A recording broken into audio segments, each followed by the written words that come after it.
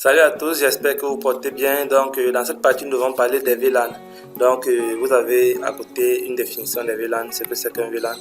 Donc, je vous invite vraiment à le lire. Ça va vous permettre de mieux comprendre le fonctionnement des VLAN.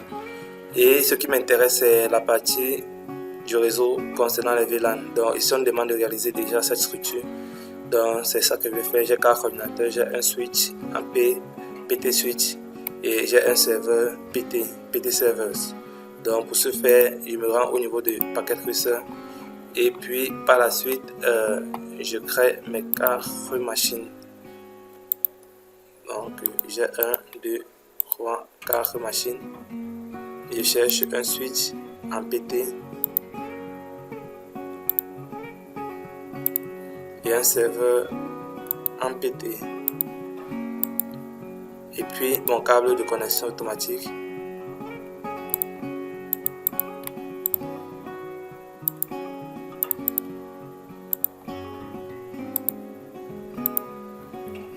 Voilà, on me dit que c'est pas possible. Donc je vais d'abord arrêter. Je lance mon truc, mon serveur, mon switch autant pour moi. Je vais agrandir pour que ça soit plus. Je vais zoomer en avant. Je vais éteindre le routeur. Je vais acheter un module au marché que je vais mettre et puis je vais allumer le routeur.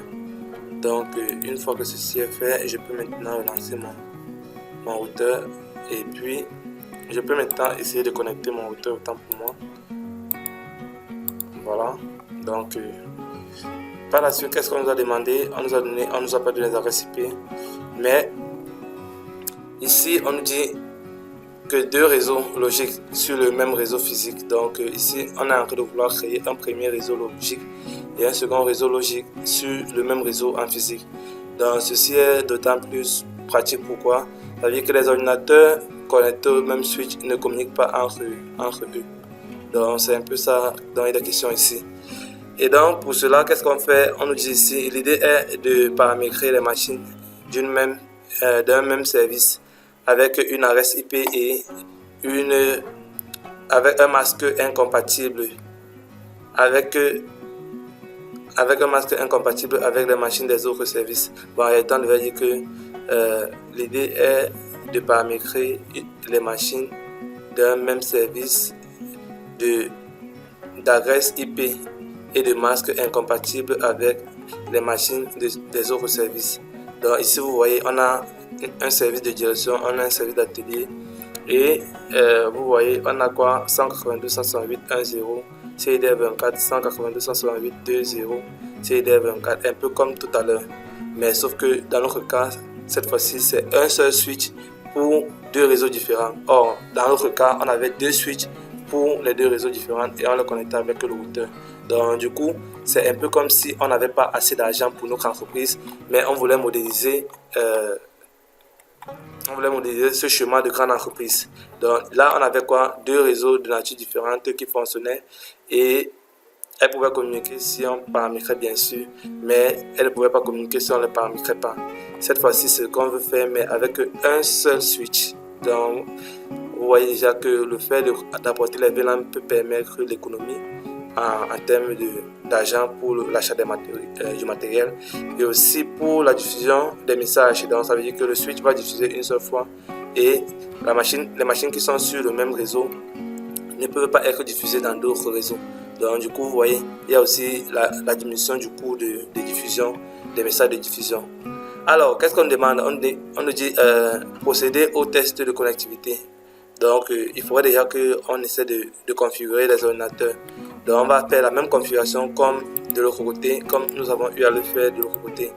Donc pour faire, on va commencer par mettre CTRL-V le 1 ici, dans le 1.1 avec le CIDR 255. De même ici, CTRL-V 1.2.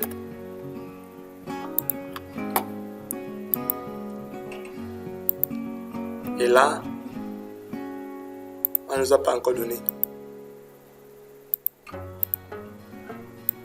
CTRL V,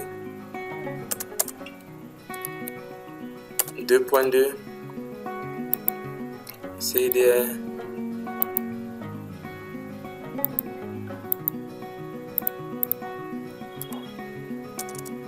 deux points croix,